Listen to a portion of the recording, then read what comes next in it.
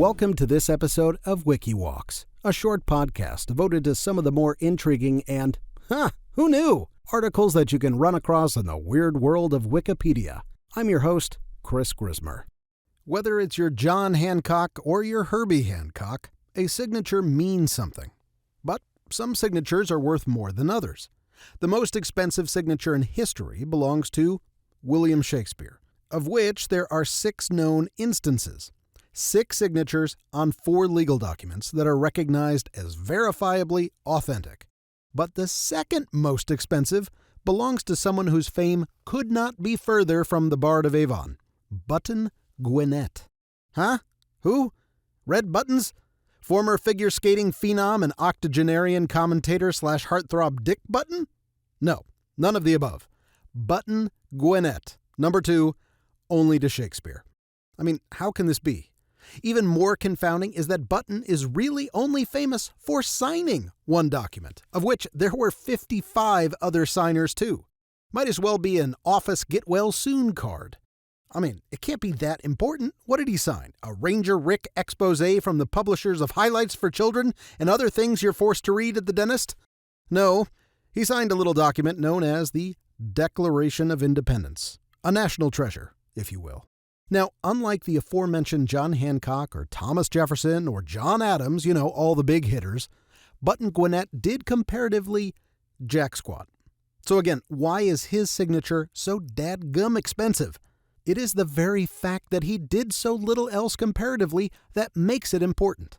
Because while there are 11 billion swooping John Hancock signatures around, there are barely any Button Gwinnetts.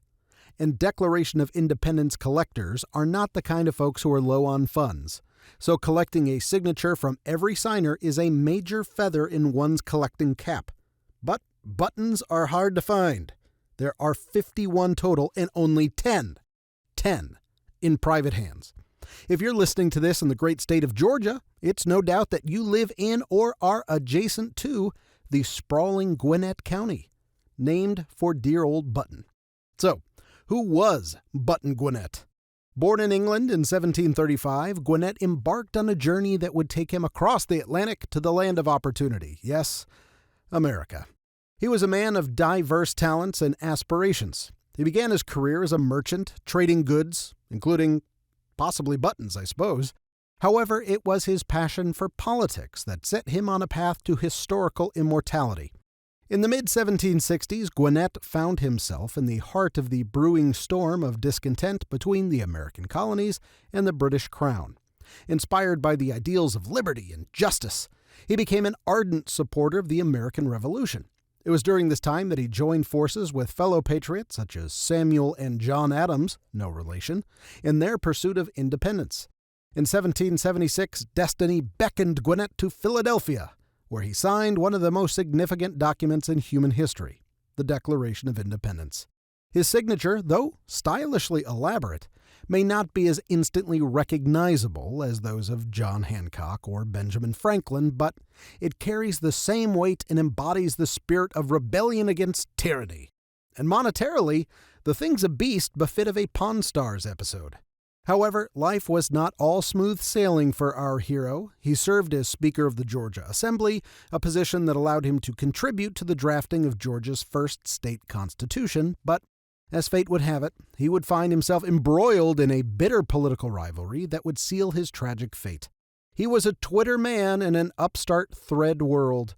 In 1777, Gwinnett sought the highest office in the land, the governorship of Georgia. He faced fierce competition from his political nemesis, Lachlan McIntosh. The election took an ugly turn, with mudslinging and rumors and insults flying left and right. Good thing that doesn't happen these days. In the end, Gwinnett suffered a devastating defeat. But the story doesn't end there. Consumed by a thirst for redemption, Gwinnett challenged McIntosh to a duel, an honest-to-goodness pistols-drawn duel. In a tragic twist of fate, both men fired their pistols and struck, but only Gwinnett was mortally wounded. On May 19, 1777, he succumbed to his injuries, leaving behind a legacy that would forever be etched in the annals of American history. Button Gwinnett's tale is one of triumph and tragedy and unwavering dedication to the ideals of freedom.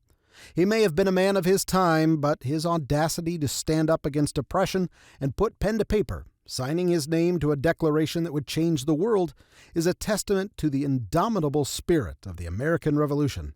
And regrettably, because he died only a year after signing that declaration, his signature is now worth more than you could possibly imagine. So the next time you're worried about the rise of the next autocrat, remember Gwinnett, the man brave enough to fight back with his autograph.